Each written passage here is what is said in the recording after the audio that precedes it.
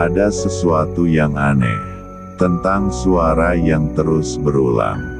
Bukan karena kerasnya, bukan karena waktunya, tapi karena ia tidak pernah benar-benar hilang. Dan sejak malam itu, Raka mulai mengerti bahwa mungkin yang ia dengar selama ini bukan sesuatu yang baru. Malam itu, Raka berdiri diam di tengah rumah. Ketukan tidak lagi datang dari satu arah. Kadang dari pintu, kadang dari dinding, kadang dari lantai. Tok, tok, tok. Tidak teratur, seolah sesuatu sedang bergerak. Untuk pertama kalinya, Raka merasa bukan hanya mendengar, tapi diperhatikan, bukan oleh seseorang yang terlihat, tapi oleh sesuatu yang tahu ia ada di sana. Di tengah ketakutan itu, tiba-tiba Raka teringat sesuatu.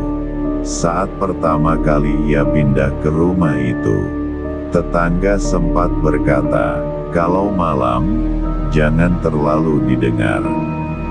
Waktu itu, Raka tidak mengerti.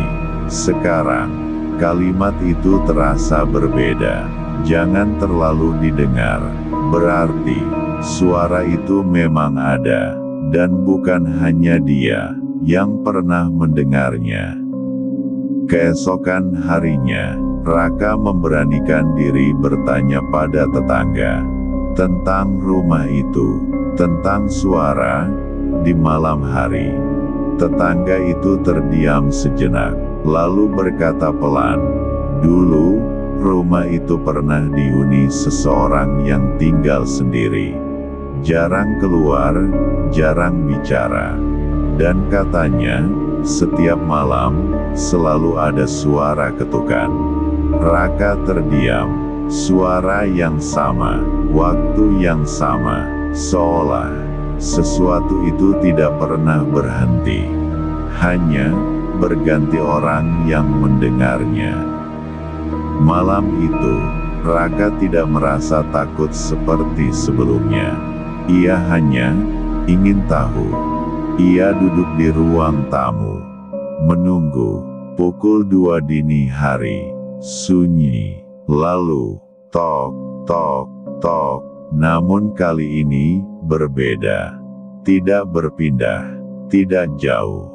Ketukan itu tepat di sampingnya. Raka menoleh perlahan ke arah kursi kosong di sebelahnya.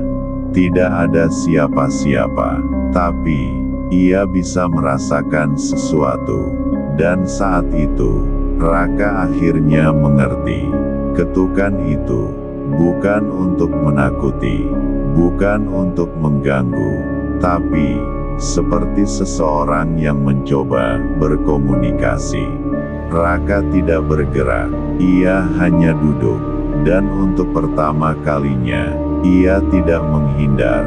Anehnya, setelah itu, ketukan tidak lagi terasa menakutkan, tidak lagi membuatnya gelisah. Hanya ada seperti kehadiran yang diam. Sejak malam itu, ketukan masih ada, masih datang setiap pukul 2. Namun Raka tidak lagi mencari sumbernya, karena ia tahu, mungkin suara itu tidak pernah berasal dari tempat tertentu, tapi dari sesuatu yang tidak pernah pergi. Dan untuk kamu, jika suatu malam kamu mendengar sesuatu yang sama, jangan langsung takut, karena tidak semua yang terdengar ingin menakuti. Kadang mereka hanya ingin tidak merasa sendiri. Selamat malam.